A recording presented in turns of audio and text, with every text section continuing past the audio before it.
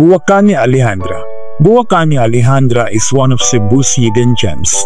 Ang botanical garden na ito ay isang paraiso para sa mga mahihilig sa halaman at mahilig sa kalikasan.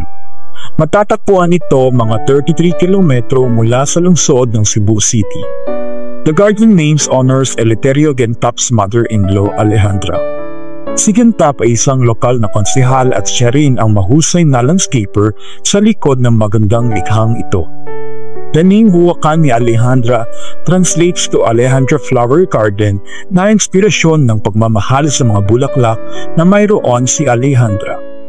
Ang nakamamanghang likha na ito ay kitang-kita sa bawat sulok ng hardin kung saan ang mga nakamamanghang bulaklak tulad ng mga rosas, dahlias at hibiscus ay makikita mo sa bawat sulok ng hardin.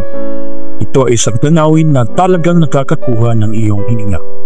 Ang nakamamanghang tanawin dito at makulay na pamumulaklak ay isa sa mga lugar na karapat-dapat sa Instagram. Ito ay isang perpektong lokasyon para sa mga pre-debut o engagement shoot.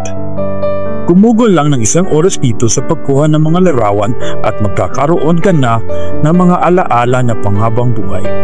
Kung ikaw ay mahilig sa halaman, mahilig sa kalikasan, o simpleng naghahanap lang ng mapayapang lugar, ang Bulacan ni Alejandra is a must visit.